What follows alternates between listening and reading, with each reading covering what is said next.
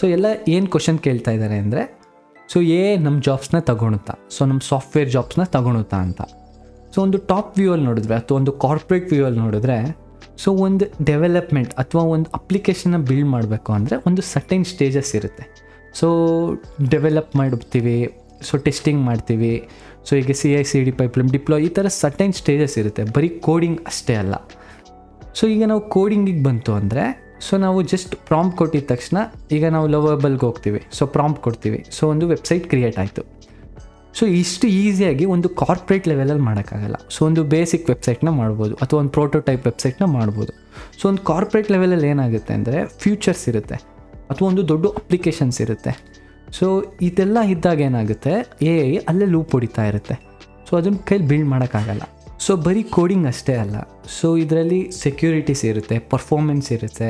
So ಈ ಥರ ತುಂಬ ಜಸ್ಟ್ ಔಟ್ಪುಟ್ನ ನೋಡೋದಂತ ಅಲ್ಲ. ಸೊ ಒಂದು ವೆಬ್ಸೈಟು ಎಷ್ಟು ಪರ್ಫಾರ್ಮೆಂಟ್, ಎಷ್ಟು ಫಾಸ್ಟಾಗಿ ಓಡುತ್ತೆ, ಸೊ ಏನು ಸೆಕ್ಯೂರಿಟೀಸ್ ಥ್ರೆಟ್ಸ್ ಇಲ್ಲ. ಸೊ ಇದೆಲ್ಲ AI ಡೆವಲಪ್ ಮಾಡಿದಾಗ, ವಿತೌಟ್ ಕೋಡಿಂಗ್ ಗೊತ್ತಿಲ್ಲದಾಗ ಸೊ ನಾವು ಡೆವಲಪ್ ಮಾಡಿದ್ರೆ ಅಂದರೆ, ಸೊ ವೆಬ್ಸೈಟಲ್ಲಿ ಈ ಥರ ಪ್ರಾಬ್ಲಮ್ಸ್ ತುಂಬ ಬರುತ್ತೆ. ಸೊ ನೀವೀಗ ರಿಸರ್ಚ್ ಮಾಡ್ಬೋದು. ಸೊ ಈಗ ವಿಪ್ರೋ ಇರ್ಬೋದು, ಇನ್ಫೋಸಿಸ್ ಇರ್ಬೋದು, ಯಾಕೆ ದೊಡ್ಡ ದೊಡ್ಡ ಕಂಪ್ನೀಸೇ ಇರ್ಬೋದು, ಸೊ ಫ್ಯಾನ್ ಕಂಪ್ನೀಸೇ ಇರ್ಬೋದು. ಸೊ ಎಲ್ಲಿ ರಿಪ್ಲೇಸ್ ಮಾಡಿದೆ? ಸೊ ನೀವು ನೋಡ್ತಾ ಇದ್ದೀರಾ, ಎಲ್ಲೂ ರಿಪ್ಲೇಸ್ ಮಾಡಿಲ್ಲ. ಸೊ ರಿಪ್ಲೇಸ್ ಮಾಡೋಕ್ಕೂ ಆಗಲ್ಲ. ಸೊ ಏನು ಮಾಡ್ಬೋದು ಅಂದರೆ ಪೈಲಟ್ ಅಥವಾ ಅಸಿಸ್ಟೆಂಟ್ಸ್ ಥರ ಯೂಸ್ ಮಾಡ್ಬೋದು ಅಷ್ಟೇ. ಸೊ ನೀವೆಲ್ಲಾದರೂ ಕೇಳಿದ್ದೀರಾ, ಯಾರು ಇದು ಮಾಡಿದಾರಾ ಅಂತ? ಸೊ AI ಯಾರು ಜಾಬ್ ಕಳ್ಕೊಂಡಿದ್ದಾರಾ ಅಂತ? ಜಸ್ಟ್ ಯೂಟ್ಯೂಬಲ್ಲಿ ನ್ಯೂಸ್ ಸ್ಪ್ರೆಡ್ ಆಗಿರ್ಬೋದು ಅಷ್ಟೇ. ಸೊ ಫೇಕ್ ನ್ಯೂಸ್ ಸ್ಪ್ರೆಡ್ ಆಗಿರ್ಬೋದು ಅಷ್ಟೇ. ಸೊ ಎಲ್ಲೂ ಏನೂ ಮಾಡಿಲ್ಲ. ಸೊ ನೀವೀಗ ಕ್ವಶನ್ ಕೇಳ್ಬೋದು, ಮತ್ತು ಏನು ಎಲ್ಲ ದೊಡ್ಡ ದೊಡ್ಡ ಕಂಪ್ನೀಸು ಮುಂದಿನ ವರ್ಷ ಎಲ್ಲ AI ಏಜೆಂಟ್ ರಿಪ್ಲೇಸ್ ಮಾಡುತ್ತೆ ಸಾಫ್ಟ್ವೇರ್ಸ್ನ ಅಂತ ಹೇಳ್ತಾ ಇದ್ದಾರೆ. ಬಟ್ ನೀವು ಇಲ್ಲಿ ಒಂದು ಅರ್ಥ ಮಾಡ್ಕೋಬೇಕು, ಇದು ಮಾರ್ಕೆಟಿಂಗ್ ಸ್ಟ್ರಾಟಜಿ. ಸೊ ಈಗ ಫಾರ್ ಎಕ್ಸಾಂಪಲ್, ಸೊ ಒಂದು ಅಡ್ವರ್ಟೈಸ್ಮೆಂಟ್ ಬರ್ತಾ ಇದೆ. ಸೊ ಫಾರ್ ಎಕ್ಸಾಂಪಲ್ ಯಾವುದಾದ್ರೂ ಫೇಸ್ ಕ್ರೀಮು ಯಾವುದಾದ್ರೂ ಅಡ್ವರ್ಟೈಸ್ಮೆಂಟ್ ಇಟ್ಕೋದು. ಸೊ ಅವ್ರು ಏನು ಹೇಳ್ತಾರೆ, ಇದನ್ನು ಹಚ್ಕೊಂಡ್ರೆ ನಿಮಗೆ ಫೇರ್ ಆಗ್ತೀರಾ ಅಂತ. ಸೊ ಅದು ರಿಯಲಿ ಆಗುತ್ತಾ?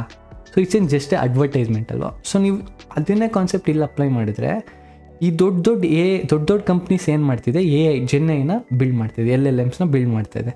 ಸೊ ಅವ್ರಿಗೆ ಮಾರ್ಕೆಟಿಂಗ್ ಆಗಬೇಕು ಬೇಸಿಕಲಿ.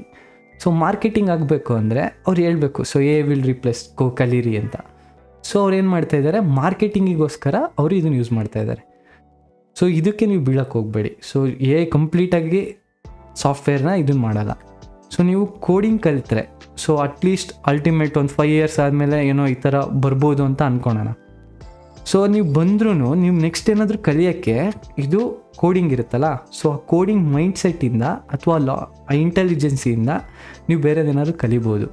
ಸೊ ನೀವೇ ಈಗಲೇ ಇದನ್ನು ದೂರ ಮಾಡಿದ್ರೆ ನೆಕ್ಸ್ಟ್ ಏನಾದರೂ ಬರ್ಬೋದು ಅಂತ ಅನಿಸಿದ್ರೆ ಅದು ನೀವು ಕಲಿಯೋಕ್ಕಾಗೋದೇ ಇಲ್ಲ. So coding is most important. So ನೀವು ಕೋಡಿಂಗ್ ಬೇಗ ಕಲಿಬೇಕು ಅಂದರೆ, ಸೊ ನಾವಿಲ್ಲಿ ಒಂದು ಕೋರ್ಸ್ನ ಸ್ಟಾರ್ಟ್ ಮಾಡ್ತಾಯಿದ್ದೀವಿ. ಸೊ ಈ ಕೋರ್ಸಲ್ಲಿ ನಾವು ಬೇಸಿಕ್ ವೆಬ್ ಡೆವಲಪ್ಮೆಂಟ್ ಕಂಪ್ಲೀಟ್ ಹೇಳ್ಕೊಡ್ತೀವಿ, ಮತ್ತು ಅಡ್ವಾನ್ಸ್ ನೆಕ್ಸ್ಟ್ JSವರೆಗೂ ಫುಲ್ ಕವರ್ ಮಾಡಿದ್ದೀವಿ.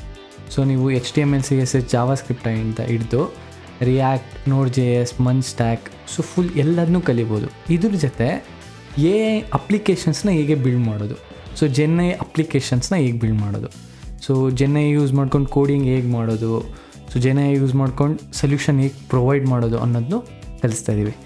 ಸೊ ನೀವು ವೆಬ್ಸೈಟಲ್ಲಿ ಚೆಕ್ ಮಾಡಿದರೆ, ಸೊ ನಾವು ಅತಿ ಕಮ್ಮಿ ಬೆಲೆಗೆ ನಾವು ಈ ಕೋರ್ಸ್ನ ಪ್ರೊವೈಡ್ ಮಾಡ್ತೀವಿ. ಸೊ ನೀವು ರಿಸರ್ಚ್ ಮಾಡ್ಬೋದು. ಸೊ ಈ ಕೋರ್ಸು ಅತಿ ಕಮ್ಮಿ ಬೆಲೆಗೆ ನಾವು ಪ್ರೊವೈಡ್ ಮಾಡ್ತಾಯಿದ್ದೀವಿ. ಸೊ ಇಂಟ್ರೆಸ್ಟ್ ಇರೋರು ಈ ಕೋರ್ಸ್ನ ತೊಗೊಬೋದು. ಸೊ ನಾನು ಮತ್ತೆ ವೀಡಿಯೋಗೆ ವಾಪಸ್ ಬರೋಣ. ಸೊ ನನ್ನ ಎಕ್ಸ್ಪೀರಿಯೆನ್ಸಲ್ಲಿ ಒಂದು ಪ್ರಾಬ್ಲಮ್ ಹೇಳ್ತೀನಿ ನೋಡಿ. ಸೊ ಈಗ React 19 ಬಂದಿದೆ. ಸೊ React 19ಅಲ್ಲಿ ಹೊಸ ಫೀಚರ್ಸ್ನ ಆ್ಯಡ್ ಮಾಡಿದೆ. ಸೊ ನಾವು AIನ ಕೇಳಿದಾಗ ಏನಾಗುತ್ತೆ, ಸೊ ಅದು ಹಳೆ ಡೇಟನ್ನು ನಮಗೆ ತಂದುಕೊಡುತ್ತೆ. ಸೊ ಇದೊಂದು AIದು main drawback. So version change ಆದಂಗೆ ಅದು ಕೋಡು ಅಡಾಪ್ಟ್ ಆಗೋಲ್ಲ ಅಷ್ಟು ಬೇಗ. ಸೊ ಒಂದು ಸ್ವಲ್ಪ ದಿನ ಆದಮೇಲೆ ಅಡಾಪ್ಟ್ ಆಗೋಕ್ಕೆ ಸ್ಟಾರ್ಟ್ ಮಾಡುತ್ತೆ. ಸೊ ಇದು ಒಂದು ಡ್ರಾಬ್ಯಾಕು. ಸೊ ಈಗ AI ಏನು ಯೂಸು? ಸೊ AI ಏನು ಯೂಸು ಅಂದರೆ, ಸೊ ಈಗ ನಂಗೆ ಆಲ್ರೆಡಿ ಕೋಡಿಂಗ್ ಮಾಡೋಕ್ಕೆ ಬರುತ್ತೆ. ಸೊ ನಾನು ಏನು ಮಾಡ್ತೀನಿ, ಅದನ್ನು ಅಸಿಸ್ಟೆಂಟಾಗಿ ಯೂಸ್ ಮಾಡ್ತೀನಿ. ಸೊ ನನಗೆ ಬಾಯ್ಲರ್ ಪ್ಲೇಟ್ನೆಲ್ಲ ಟೈಪ್ ಮಾಡೋ ಬದಲು AIಗೆ ಅದನ್ನು ಬಾಯ್ಲರ್ ಟೈಪ್ ಕೊಡು ಅಂತ ಕೇಳ್ತೀನಿ. ಸೊ ನಾನು ಏನು ಮಾಡ್ತೀನಿ, ಆಮೇಲೆ ರಿವ್ಯೂ ಮಾಡ್ತೀನಿ, ಕೋಡ್ ರಿವ್ಯೂ ಮಾಡ್ತೀನಿ. ಸೊ ಇದೇನಾಯಿತು, 10 ದಿನ ಮಾಡೋ ಕೆಲಸನ 4-5 ದಿವಸದಲ್ಲಿ ನಾನು ಕಂಪ್ಲೀಟ್ ಮಾಡ್ಬೋದು. ಸೊ ಇಲ್ಲಿ ಇನ್ನೊಂದೇನು ಅಡ್ವಾಂಟೇಜ್ ಅಂದರೆ, ಸೊ ನಾನೀಗ ಇಂಟರ್ನ ಹೈರ್ ಮಾಡಬೇಕು. ಸೊ ನಂದೇನೋ ಸ್ಮಾಲ್ ಕೆಲಸ ಇದೆ, ಇಂಟರ್ನ ಹೈರ್ ಮಾಡಬೇಕು.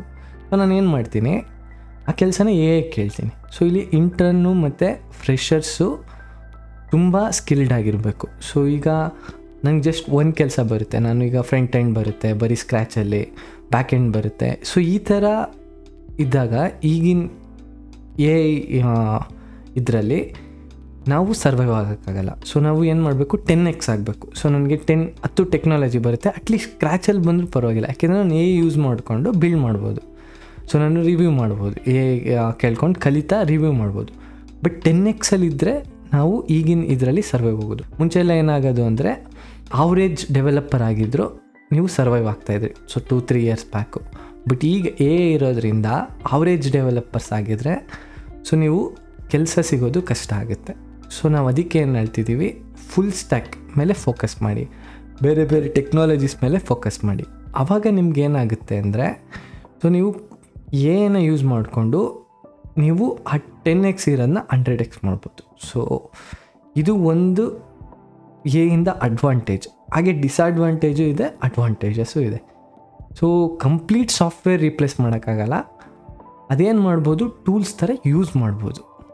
ಸೊ ನೀವು ನಾನು ಸಜೆಷನ್ ಏನು ಅಂದರೆ, ಸೊ ನೀವು ಯೂಸ್ ಮಾಡ್ಕೊಂಡು ಕಲೀರಿ, ಜೊತೆಗೆ ಯೂಸ್ ಮಾಡ್ಕೊಂಡು ಬಿಲ್ಡ್ ಮಾಡಿ, ಬಟ್ ಕಂಪ್ಲೀಟ್ ಗೆ ಕೊಡಬೇಡಿ. ಸೊ ಕಂಪ್ಲೀಟ್ ಗೆ ಕೊಟ್ಟಾಗ ಸೊ ಔಟ್ಪುಟ್ ಅಷ್ಟು ಚೆನ್ನಾಗಿ ಬರಲ್ಲ. ಸೊ ನೀವೇನು ಮಾಡಬೇಕು, ಕೋಡಿಂಗ್ ಕೂಡ ಕಲಿಬೇಕು. ಈ ವಿಡಿಯೋ ನಿಮಗೆ ಇಷ್ಟ ಆಗಿದ್ದರೆ ಲೈಕ್, ಶೇರ್, ಸಬ್ಸ್ಕ್ರೈಬ್ ಮಾಡಿ. ಸೊ ನೆಕ್ಸ್ಟ್ ವೀಡಿಯೋದಲ್ಲಿ ಸಿಗೋಣ.